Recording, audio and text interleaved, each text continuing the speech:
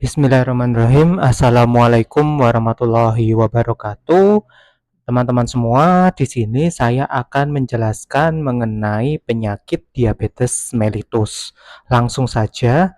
Nah, ini menunjukkan bahwa tren terkait dengan penyakit diabetes mellitus cukup signifikan peningkatannya, baik orang dewasa ataupun anak-anak.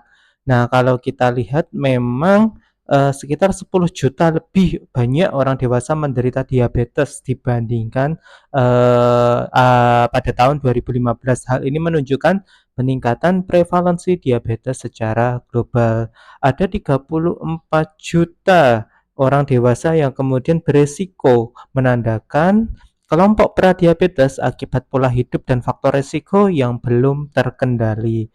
Dan sekitar 8 juta banyak orang berusia di atas 65 tahun memiliki diabetes pada tahun 2015. Ini juga menunjukkan bahwa diabetes banyak terjadi pada populasi lanjut usia.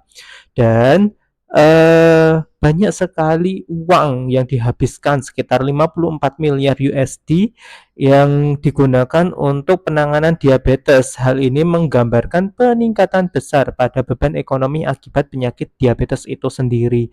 19 juta lebih banyak orang dewasa dengan diabetes belum terdiagnosis. Nah, ini artinya tadi banyak sekali yang sudah diketahui, tetapi ternyata ada juga yang belum terdiagnosa, yang menunjukkan penderita tidak menyadari penyakitnya dan berpotensi mengalami yang namanya komplikasi. 1 dari 6 kelahiran dipengaruhi oleh hiperglikemi pada masa kehamilan. Hal tersebut juga menunjukkan masalah diabetes gestasional yang kemudian semakin terjadi. Kita tahu bahwa diabetes gestasional ini menyerang pada ibu hamil. Nah, yang terakhir, lebih dari 1 juta anak dan remaja hidup dengan diabetes tipe 1. Nah, ini juga cukup berbahaya karena menunjukkan bahwa diabetes tidak hanya menyerang orang dewasa, tetapi juga menyerang anak usia remaja.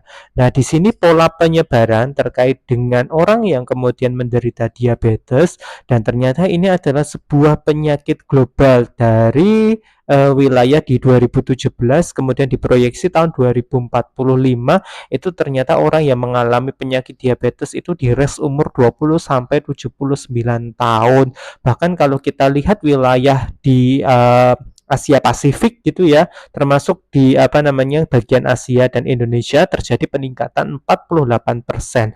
Hal tersebut menunjukkan bahwa diabetes mellitus ini merupakan sebuah penyakit yang berbahaya. Nah, teman-teman semua, kalau kita lihat trends 2017 gitu ya, di usia 65 sampai 79 tahun. Nah, di sini ada sekitar 98 juta orang penderita diabetes.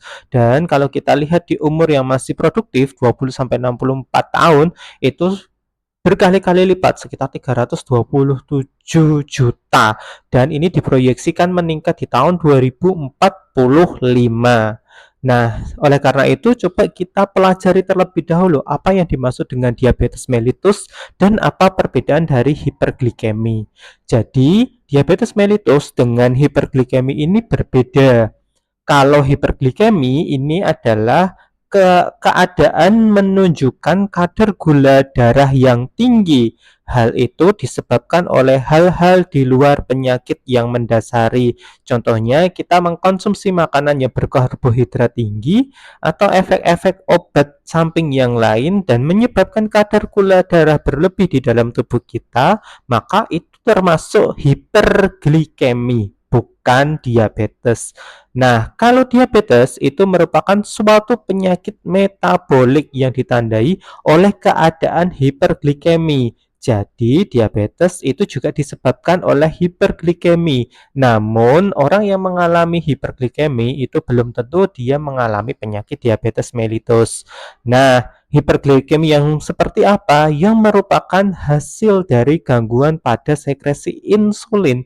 Jadi, orang yang mengalami DM ini biasanya ada gangguan di sekresi insulinnya atau kerja insulin atau keduanya. Jadi, perbedaannya apa? Jelas bahwa ada kerusakan atau kelainan pada produksi hormon insulin yang kita tahu bahwa itu mengatur kadar gula di dalam tubuh kita. Hiperglikemi kronis dari diabetes mellitus dihubungkan dengan kerusakan jangka panjang, disfungsi, dan kegagalan berbagai macam organ, terutama mata, ginjal, saraf, jantung, dan pembuluh darah. Nah, ini ya, jadi memang yang namanya insulin itu akan berpengaruh terhadap kadar gula di dalam tubuh kita karena insulin ini yang berfungsi untuk mengatur. Nah, insulin itu diproduksi oleh siapa? Nah, insulin merupakan hormon yang diproduksi oleh organ pankreas. Jadi kita akan coba belajar terlebih dahulu apa yang dimaksud dengan organ pankreas. Pankreas sendiri merupakan kelenjar endokrin terdiri dari struktur yang dinamakan pulau-pulau Langerhans. Kalau kita lihat ini adalah pankreas, teman-teman semua. Nah, di sini ini adalah saluran gitu ya, saluran yang ada di dalam pankreas dan ini adalah sel-sel asinar. Sel-sel asinar ini akan menghasilkan enzim-enzim pencernaan.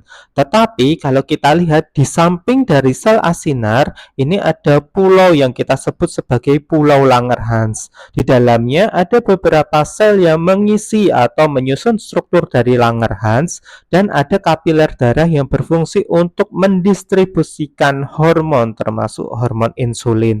Nah, kalau kita lihat struktur dari sel-sel Langerhans di sini itu terdiri dari 4 tipe sel, yaitu sel alfa, sel beta, sel delta, dan sel PP. Sel alfa ini berfungsi untuk menghasilkan hormon glukagon, berfungsi untuk meningkatkan kadar glukosa melalui kegiatan glikogenolitik di dalam hati. Jadi, glukagon ini fungsinya untuk apa? Glukosa yang kemudian kita serap di dalam tubuh, nah itu bisa disimpan di dalam otot dan bisa disimpan di dalam hati dalam bentuk glikogen. Nah, glukagon ini berfungsi untuk menghancurkan atau berfungsi untuk mengambil simpanan-simpanan gula dalam bentuk glikogen tadi, itu membentuk menjadi gula. Nah, ini adalah fungsi dari glukagon. Sedangkan hormon insulin itu berfungsi untuk mengatur penggunaan glukosa pada jaringan dan mengurangi kadar glukosa di dalam darah. Nah, tadi ya kalau misalnya glukagon ini berfungsi untuk proses penyimpanan, nah ini kalau misalnya nanti sudah di breakdown atau misalnya mau digunakan, nah glukosa itu akan mengaliri darah atau berada di dalam darah dan kemudian bisa masuk ke dalam sel atau bisa masuk ke dalam jaringan. Nah, hormon insulin ini berperan untuk memasukkan atau sebagai kunci agar glukosa bisa masuk ke dalam sel dan sel tersebut bisa melakukan yang namanya proses respirasi untuk menghasilkan energi. Nah, kemudian ada sel yang lain seperti sel delta yang ini berfungsi untuk menghasilkan hormon somatostatin, berfungsi untuk menekan insulin dan pelepasan glukagon, serta ada sel polipeptida pankreas berfungsi untuk menyebabkan beberapa efek gastrointestinal seperti stimulus sekresi lambung dan enzim usus serta penghambatan motilitas usus. Nah, teman-teman semua, ini gambar yang lain, ini adalah contoh pankreas yang kemudian dia menempel di usus, terutama di bagian duodenum. Nah, kemudian kalau kita lihat secara struktur mikroskopis, nah ini adalah yang namanya pulau Langerhans terdiri dari sel alfa, sel beta, dan sel delta. Di gambar di sini tertunjuk seperti itu dan dialiri oleh kapiler darah. Nah, pengaturan kadar gula darah itu seperti apa? Yang pertama, jika kadar gula darah kita itu berlebih atau misalnya meningkat lebih dari kadar normal, seperti kita baru makan atau misalnya makan siang dengan karbohidrat yang cukup banyak, maka yang berperan utama di sini itu adalah sel beta. Fungsi sel beta itu untuk apa? Untuk meningkatkan hormon insulin sehingga glukosa-glukosa yang ada di dalam darah itu masuk ke dalam sel dan akhirnya glukosa yang ada di dalam darah itu kembali ke dalam keadaan normal. Nah, kemudian sel alfa seperti apa? Di sini dia menunjukkan bahwa negatif atau tidak ada kerja sehingga produksi dari hormon glukagon juga menurun. Nah, berkebalikan kalau misalnya kita dalam keadaan puasa, kita tidak ada makanan sehingga kadar glukosa di dalam darah kita itu relatif rendah, maka apa yang terjadi? Yang berperan itu adalah sel alfa, di mana sel alfa tadi perannya itu apa? Glukosa dalam bentuk glukagon yang tadi disimpan di dalam tubuh kita itu kemudian akan di-breakdown menjadi glukosa oleh hormon glukagon yang kemudian nanti berfungsi untuk meningkatkan kadar gula darah sehingga kadar gula darah menjadi normal. Nah, ini bagaimana insulin itu bekerja, teman-teman semua. Ini contohnya hormon insulin. Kemudian di dalam sel tubuh kita itu ada yang namanya reseptor. Jika kemudian insulin ini menempel pada reseptor tersebut, maka channel atau gate atau gerbang untuk memasukkan glukosa itu bisa terbuka. Oleh karena itu, glukosa bisa masuk ke dalam tubuh kita. Gitu ya, teman-teman semua. Jadi glukosa itu kalau misalnya posisinya berlebih, maka bisa disimpan dalam bentuk muscle, mohon maaf, bisa disimpan di dalam otot ataupun bisa disimpan di dalam hati. Nah, fungsi utama insulin adalah untuk meningkatkan kecepatan transportasi glukosa ke sel-sel tertentu di dalam tubuh. Sel itu tujuannya transportasi glukosa yang adalah sel otot dan sel-sel lemak. Ini relatif sedikit.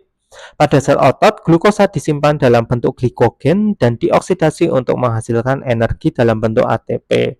Insulin dapat meningkatkan proses sintesis lipid atau kita sebut sebagai lipogenesis dan menghambat degradasi lipid atau kita sebut sebagai liposisis. Insulin meningkatkan penyerapan asam amino dan sintesis protein sambil menghambat degradasi protein. Nah, ini diagnosisnya teman-teman semua. Kalau kita lihat kadar glukosa plasma puasa itu lebih besar atau sama dengan 126 mg per desiliter. Kalau kadar glukosa plasma atau darah sewaktu, ini misalnya kita makan aja nggak puasa sama sekali, itu lebih besar dari atau sama dengan 200 mg per desiliter. Jadi kalau teman-teman semua itu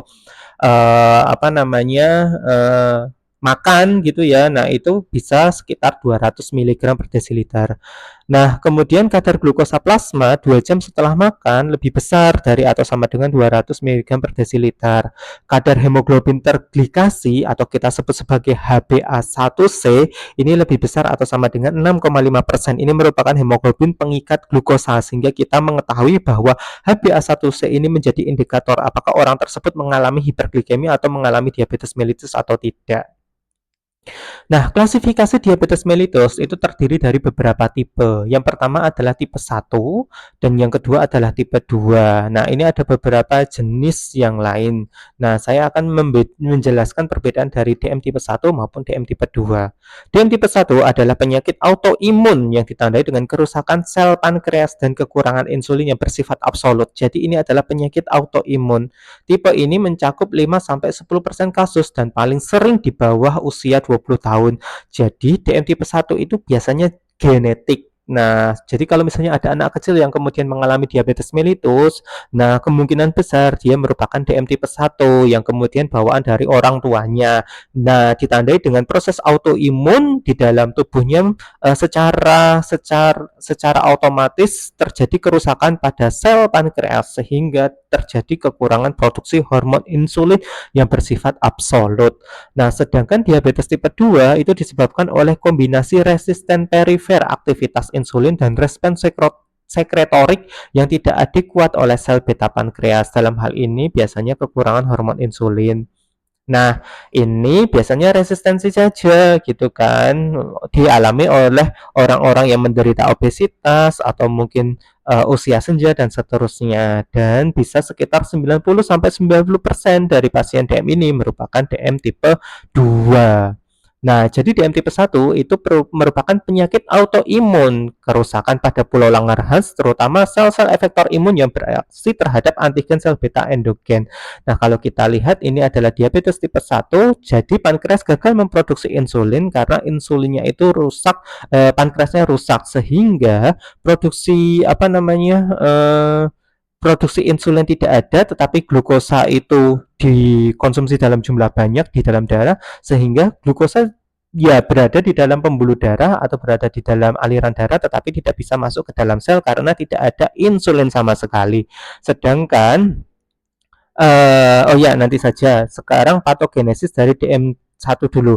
Patogenesis DM1 berhubungan dengan kerentanan genetik dan faktor lingkungan. Terdapat polimorfisme pada gen yang menyandi insulin seperti CTLA4 atau reseptor penghambat sel T dan PTN22, protein fosfatase tirosin yang berfungsi menghambat respons sel T. Ini merupakan polimorfisme mengganggu aktivitas fungsional sel T sehingga aktivitasnya berlebihan dan menyebabkan autoimun.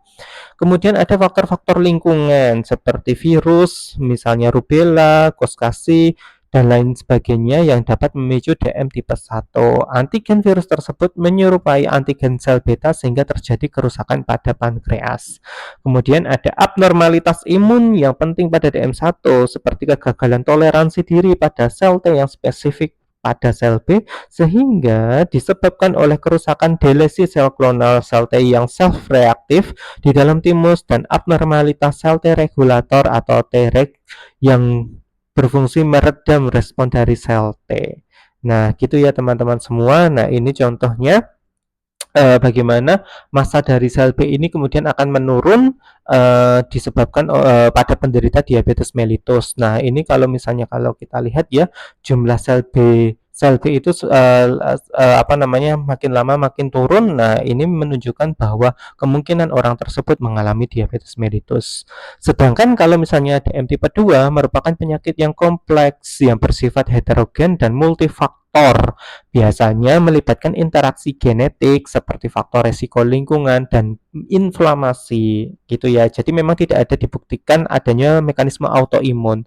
Jadi faktor-faktor tersebut itu kemudian biasanya menyerang sel tubuh kita, sel yang berfungsi untuk menerima glukosa.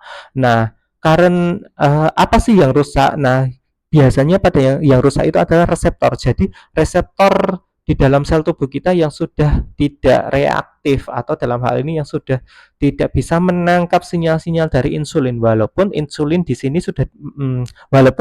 sini masih diproduksi, tetapi karena apa namanya untuk menempel atau reseptornya di sini tidak ada, maka tetap saja gate atau channel glukosa itu tidak bisa dibuka. Nah, ini juga diakibatkan oleh banyak sekali faktor termasuk usia dan seterusnya. Patogenesis DM tipe 2 itu kondisinya seperti penurunan jaringan perifer untuk merespon insulin, disfungsi sel beta yang bermanifestasi sebagai sekresi insulin yang tidak memadai pada keadaan resistensi insulin dan hiperglikemi. Nah, ini banyak sekali ya resisten insulin, termasuk biasanya itu adalah obesitas. Resistensi insulin itu merupakan kegagalan untuk menghambat produksi endogen glukosa atau kita sebut sebagai gluconeogenesis yang menyebabkan kadar gula darah puasa tinggi, serapan glukosa dan sintesis glikogen di otot skeleton yang rendah setelah makan itu dapat menyebabkan kadar glukosa darah postprandial atau setelah makan itu cukup tinggi. Kegagalan untuk menghambat lipase yang sensitif terhadap hormon pada jaringan lemak menyebabkan kelebihan asam lemak bebas atau FFA yang beredar di sirkulasi. Nah, hubungannya apa obesitas dengan resistensi insulin? Kelebihan asam lemak bebas FFA atau dalam hal ini adalah trigliserida intraseluler berpotensi menghambat sinyal insulin dan mengakibatkan kondisi resistensi insulin. Adipokin pada jaringan adiposa bukan hanya sebagai penyimpan lemak, namun merupakan organ endokrin yang melepaskan hormon dalam menanggapi perubahan status metabolisme. Sekresi pada adipokin seperti sitokin pada adiposa menyebabkan hiperglikemi dan menyebabkan resistensi insulin. Peradangan dimediasi oleh sitokin proinflamasi, respon dari kelebihan nutrisi dan FFA. Jadi ini kalau FFA-nya tinggi dapat menyebabkan yang namanya inflamasi, resistensi insulin dan disfungsi sel beta. Kelebihan asam lemak bebas yang mengganggu fungsi sel beta dapat melepaskan pelepasan insulin atau kita sebut sebagai lipotoksisitas. Nah, ini adalah komplikasi metabolik akut diabetes mellitus teman-teman semua. Jadi mulai dari kerusakan sel beta, kemudian nanti adiposanya meningkatkan yang namanya asam lemak bebas dan lain sebagainya, peningkatan protein katabolisme seperti asam amino dan seterusnya, kemudian gluconeogenesis dan seterusnya, hingga kemudian dapat menyebabkan penyakit-penyakit yang lain seperti hiperglikemi, ketoasidosis dan seterusnya. Bahkan kemudian dapat menyebabkan diabetik dan faktor-faktor yang lain seperti volume buang air kecil yang jumlahnya cukup banyak, kemudian polidipsia yaitu rasa haus yang intens meski telah banyak minum. Ini yang sering terjadi pada penderita diabetes mellitus. Oke, nah ini ya komplikasi jangka panjangnya cukup banyak seperti mikroangiopati pada cerebral vaskular dan menyebabkan hemoragi atau pecahnya pembuluh darah, kemudian ada hipertensi, ada retinopati, katarak, glaukoma dan seterusnya, ada aterosklerosis terutama pada pembuluh darah gitu ya. Kemudian ada myocardial infarct, kemudian ada insulitis amiloid, kemudian ada nephrosklerosis seperti glucomerulosklerosis, arteriosklerosis, dan pilenoiditis.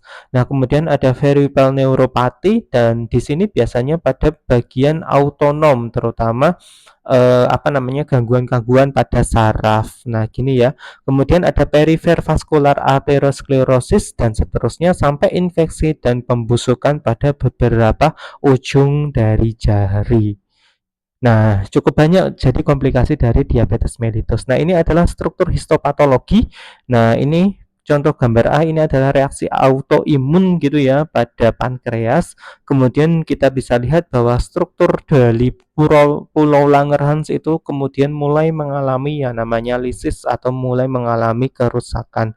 Nah, ini kalau kita lihat arteriosklerosis yang kemudian disebabkan oleh penyakit diabetes mellitus.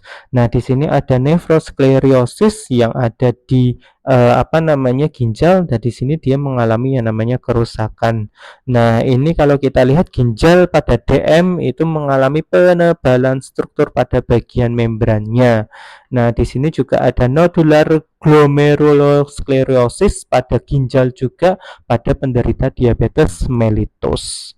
Nah, pengelolaannya seperti apa? Yang jelas kita harus mengetahui aktivitas tubuh kita. Apakah kalau bagi penderita diabetes mellitus ya berarti harus ada 4 sehat 5 teratur gitu ya. Nah, yang pertama itu adalah edukasi untuk mengetahui pengobatan apa yang optimal gitu kan, karena memang harus mengetahui seluk-beluknya itu seperti apa terkait dengan penyakit diabetes mellitus. Aktivitas fisik itu penting, jadi kita harus melakukan aktivitas fisik 3-4 kali seminggu selama 30 menit untuk mendapatkan hasil yang optimal. Dan pengaturan makan ini penting juga karena untuk menjaga glukosa darah tetap seimbang. Diabetes dianjurkan untuk mengatur pola makan dengan gizi seimbang dan sesuai dengan kebutuhan kalori tubuh. Minum obat atau insulin terutama bagi penderita diabetes. Nah, ini sudah membuahkan hasil, dokter biasanya tetap memberikan terapi obat yang cocok dan selalu monitor kadar glukosa darah menggunakan alat-alat pengukur kadar gula darah. Mungkin itu saja dari saya. Sekian, terima kasih. Wassalamualaikum warahmatullahi wabarakatuh.